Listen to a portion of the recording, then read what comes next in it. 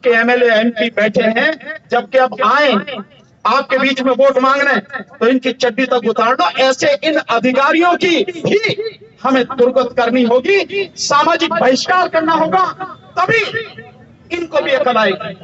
लेकिन प्रशासन ये ना समझे, पुलिस प्रशासन ये ना समझे, कहता है कि 4 लाख बच्चे प्राइवेट स्कूलों से निकल के सरकारी स्कूलों में आ गए। जब सरकारी स्कूलों में आ गए तो सरकारी स्कूलों की संख्या हमें ज्यादा चाहिए या उनको मर्ज करके आप कम कर रहे हो? इसी से उसकी बेईमानी आप समझ सकते हो।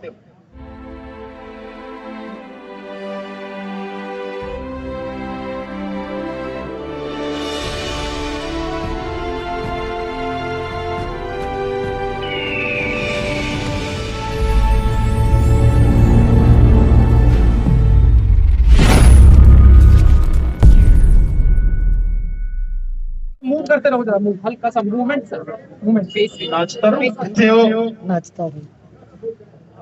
बहुत दुख की बात है। वैसे तो मैं मानता हूँ कि जो मुझे भंते जी ने कहा है, अब उसके अलावा कोई रास्ता तो बचा नहीं कि इनको सत्ता से उखाड़ के फेंको और सत्ता अपने हाथ में लो और भीख किसी से नहीं मांगो, अपने आप वहां उस कुर्सी पर बैठकर अपनी काम से आए।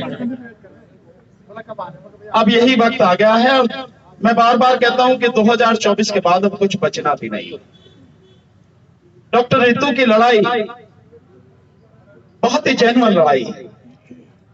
दिल्ली यूनिवर्सिटी में जो सेंट्रल की यूनिवर्सिटी है और देश की राजधानी में है, वहां अगर इतनी गंदी मानसिकता के लोग प्रिंसिपल बने हुए हैं जो जाति के नाम पर अत्याचार करते हैं, अन्याय करते हैं, और फिर भी उनके खिलाफ कोई कार्रवाई नहीं होती है, इससे बड़ी दुखद बात क्या होगी?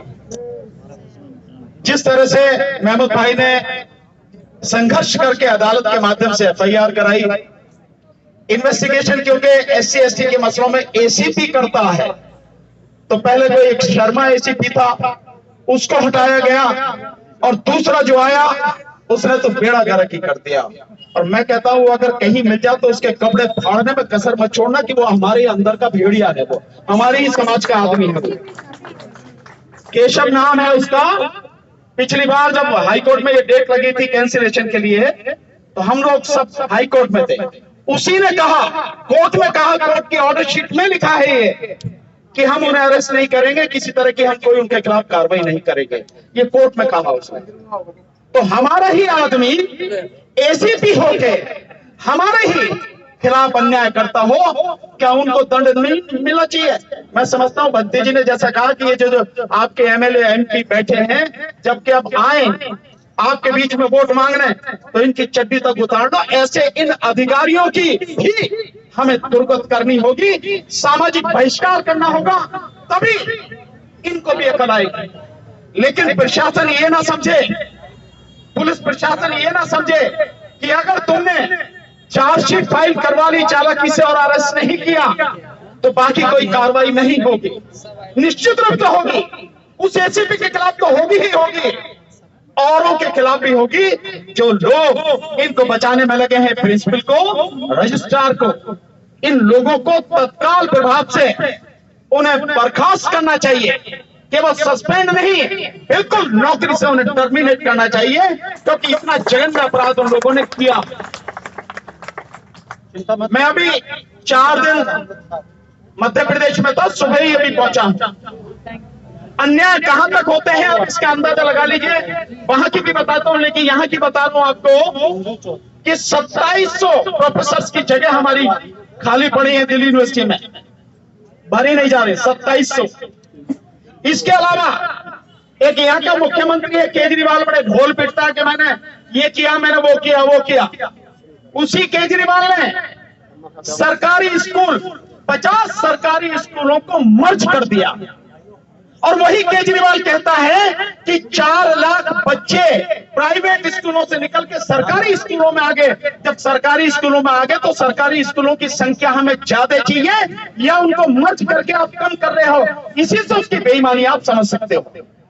तो बेईमान एक नहीं है, सारे एक ही नस्ल के हैं। वो भी आरएसएस का आदमी है, ये सब भी बैठे हुए आरएसएस के आदमी हैं। देश की सभी यूनिवर्सिटियों में 99% आरएसएस के आदमी बिठा रखे हैं लोगों ने। हमारी लड़ाई बहुत बड़ी है। बहुत लंबी है। हमारी शिक्षा को खत्म किया जा रहा है, हमारे जो लोग शिक्षक हैं, प्रोफेसर हैं, उनको लगातार परेशान किया जा रहा है। सबको मिलकर लड़ाई लड़नी है साथियों, किसी एक की नहीं है। कोई एक बचेगा नहीं।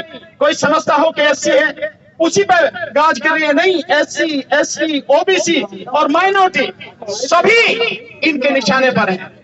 मैंने अभी जो आपको बात बताई कि मैं 4 दिन से वहां पे था मध्य प्रदेश में, अभी आया हूं सुबह। मध्य प्रदेश में बड़ी मजेदार बात हुई है, जरा सुने इसको भी। राज्य सरकार ने 1 लाख भर्तियां निकाली हैं। ओबीसी की कितनी होती है आरक्षण के हिसाब से? 27,000। और ये उस प्रदेश में है जिसका मैं आपको आंकड़ा दूंगा तो आपकी मतलब जमीन निकल जाएगी पैरों तले। उस मध्य प्रदेश में 16% आबादी एससी की है, 22% आबादी एसटी यानी आदिवासियों की है। कितनी होगी? 38%। 50.5% आबादी वहां पर ओबीसी की है। कितने हो गए? 88.5%। 6.5% आबादी वहां पर मुस्लिम्स की है। कितने हो गए? 95%। 5% है ये ठाकुर, बामन और बनिए जनरल, जिनको कहते हैं 72 साल से राज कर रहे हैं। मैं उनको कह के आए, एक लाइन में तुम खड़े हो गए तो इनको ये धरती मध्य प्रदेश के भागने के लिए कम पड़ जाएगी। तो कितना आरक्षण होना चाहिए वहां पे? भाई जब 5% लोग हैं, 5% लोग को 50.5% और 10% आर्थिक आधार पर 60% आरक्षण आप दे रहे हो, होना कितना चाहिए 5% को? केवल 5%। न्याय तो यही है, लेकिन उस सब के बावजूद भी उनकी नियत कितनी खराब है इसको देखें। 1 लाख भर्तियां निकाली हैं, 27,000 ओबीसी की भर्तियों में से 14,000 भर्तियों को रोका जा रहा है कि इनको हम बंद करके रखेंगे, बाद में देखेंगे इनका क्या करना। किस आधार पर रोकोगे आप? तो अन्याय आपके साथ एक जगह नहीं है, कई जगह है। अभी जैसा मेघवाल का बताया राजस्थान में अभी हुई है 3 दिन पहले घटना, ये आपके इटावा जिले में। वहां भी एक ठाकुर ने एक जो हमारे एससी समाज के बच्चे को मारा और अब उसकी मौत हो गई है। वहां पे जब उन्होंने लाश लेके उसको बर्खास्त करने की बात की तो पुलिस ने पूरी तरह से उन पर लठ बजाया। 50 आदमियों के नाम पे नाम दर्ज रिपोर्ट करी, 250 के नाम पे जो उनके अज्ञात लोगों के नाम से वो करी, और अब लोगों को उठा रहे लगातार। पीएससी बड़ी हुई है, शिशु मंदिर स्कूल है वो। मतलब यही स्थिति है। और वो भी शिशु मंदिर स्कूल था आरएसएस का, और ये भी शिशु मंदिर स्कूल, यही स्थिति है सरस्वती शिशु। तो हमारी स्थिति बहुत खराब है, इसे दूसरा कोई बदलने आएगा नहीं, हमें को बदलनी पड़ेगी। और अब ये ठान ही लेना चाहिए, आर या पार जो भी होगा, मरेंगे तो मरेंगे, हम पहले भी मरते रहे हैं, लेकिन अब अपना हक लेकर मरेंगे। और ये दिल्ली यूनिवर्सिटी का जो वीसी बैठा है, ये है जो भी प्रशासन के लोग हैं, केंद्र सरकार सारी, जो एजुकेशन मिनिस्टर है, गृह मंत्री और जो प्राइम मिनिस्टर है, यहां से इस मंच के माध्यम से आगे करना चाहते हैं, अपनी नीतियों को बदलो, हमारे साथ में न्याय करो। नहीं करोगे तो 24 में उखाड़ के फेंक देंगे। ये प्रण है हमारा, चाहे जो भी हो जाए। तो साथियों, इसी के साथ मैं अपनी बात खत्म करूंगा, लेकिन आपसे विनम्र निवेदन करूंगा, जब भी ऐसी लड़ाई हो साथियों, लड़ने के लिए जब तक आंदोलन चले तब तक खड़े रहना चाहिए उसी जगह पर, भागना नहीं चाहिए। कभी इधर चले गए, कभी उधर चले गए, ये काम हमारे लिए, लड़ाई ऐसे नहीं होती। मैदान में जब आ गए तो जब तक आर पार नहीं फैसला नहीं हो जाता तब तक कई को मैदान छोड़ना है, मैदान में ही रहना है। इसलिए साथियों, ये निवेदन करते हुए कि इकट्ठा होंगे, औरों को करेंगे, मिलकर अपनी लड़ाई लड़ेंगे, और अपने वो लोग, चाहे पुलिस डिपार्टमेंट हो या किसी भी डिपार्टमेंट में, जो अपने ही समाज के साथ गद्दारी कर रहे हैं, जिस एसीपी को, इस प्रिंसिपल को, रजिस्ट्रार को अरेस्ट करके जेल में डालना था, जो कानूनन जरूरी है, ऐसे एसीपी, डीसीपी या कोई भी हो, बख्शेंगे इनको भी नहीं। बहुत बहुत शुक्रिया। जय भीम, नमो बुद्धाय।